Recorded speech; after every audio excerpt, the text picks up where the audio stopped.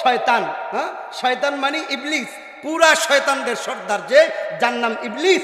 ইবলিসকে বলতেছে ওয়াস্তাফজিজ মানিস্তাতা'তা মিনহুম বিসাউতিক, ও ইবলিস শোন, তুই তোর আওয়াজের মাধ্যমে, বিসাউতিক তুই তোর আওয়াজের মাধ্যমে মানুষদেরকে, উম্মাহকে হেদায়েত থেকে দূরে সরায় আনে, হেদায়েত থেকে দূরে সরায় আনে।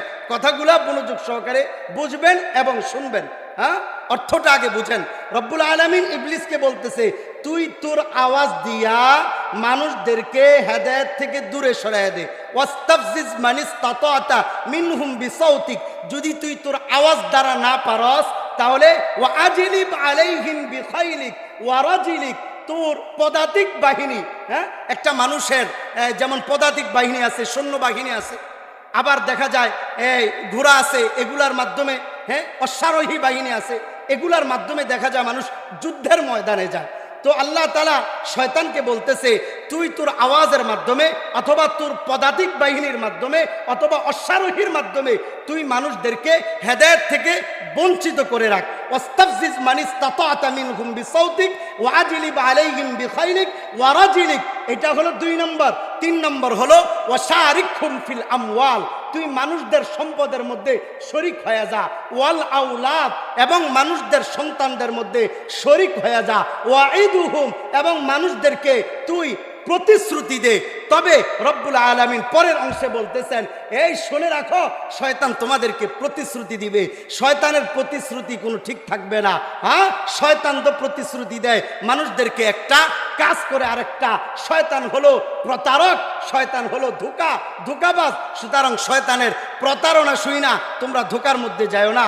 তবে রব্বুল আলামিন পরের আয়াতে বলতেছেন ইন্না ইবাদি লাইসা লাকা আলাইহিম সুলতান, তবে শোন, আমি তো এই আয়াতে বলছি মানুষদেরকে ধোঁকা দে, আওয়াজ দ্বারা হোক, তোর পদাতিক বাহিনী দ্বারা হোক, অশ্বারোহী বাহিনী দ্বারা হোক, অথবা তুই আমার বান্দাদের সম্পদের মধ্যে শরিক হ।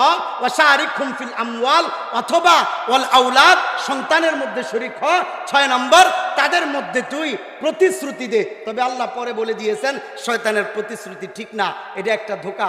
পরের আয়াতের মধ্যে আল্লাহ বলেন ইন্না ইবাদি লাইসা লাকা আলাইহিম সুলতান, আমার বান্দাদের মাঝে তুই, আমার বান্দাদের উপর তোর কোনো শক্তি আমি আল্লাহ দিব না। কোন বান্দা? যেই বান্দাটা হলো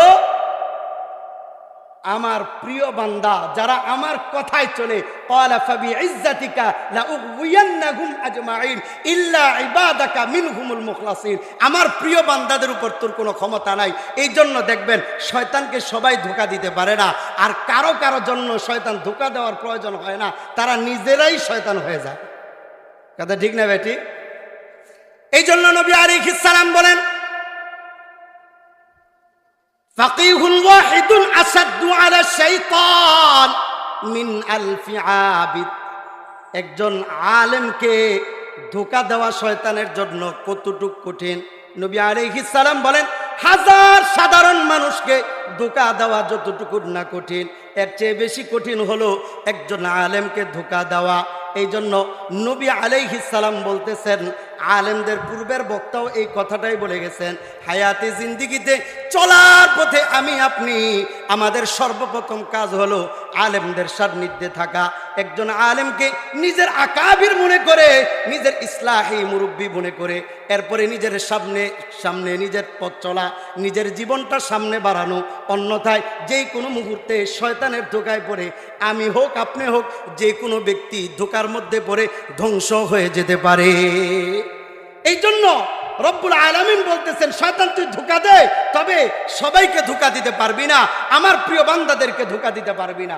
তবে আল্লাহ তাআলা যে বলতেছেন ধোঁকা দিবে, কিসের মাধ্যমে ধোঁকা দিবে? 1 নম্বর হলো বিসাউতিক, আওয়াজের মাধ্যমে।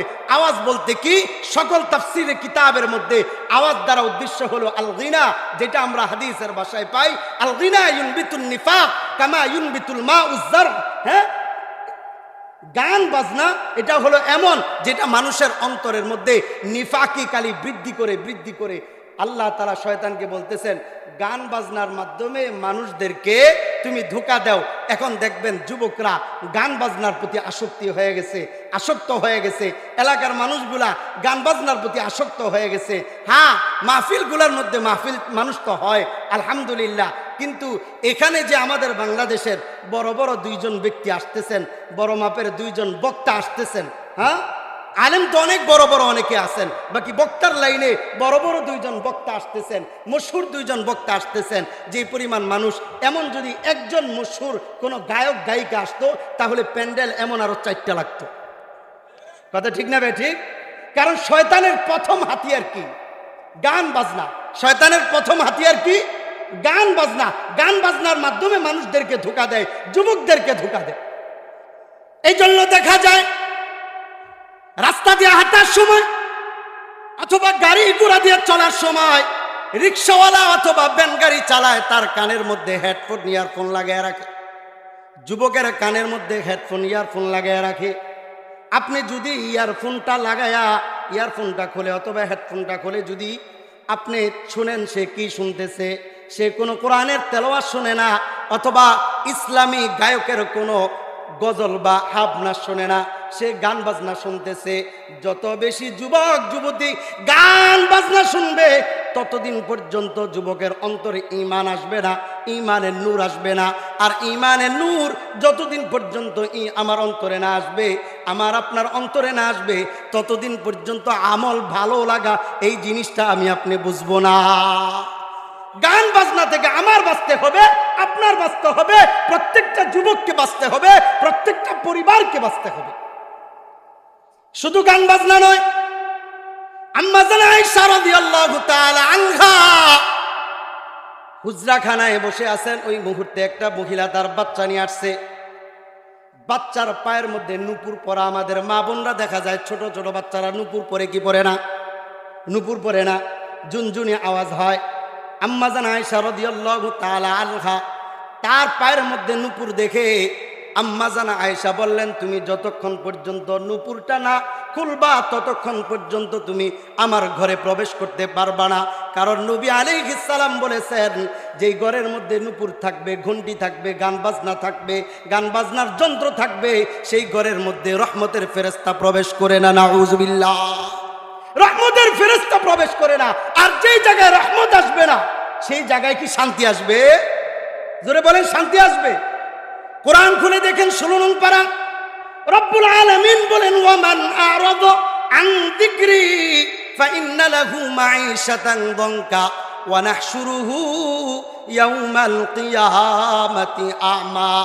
যতদিন পর্যন্ত উম্মত কোরআন থেকে দূরে চলবে, নবীর হাদিস থেকে দূরে সরে যাবে, রহমত থেকে দূরে সরে যাবে, বঞ্চিত হয়ে যাবে, তখন থেকে বান্দার জীবনযাত্রা কঠিন হয়ে যাবে।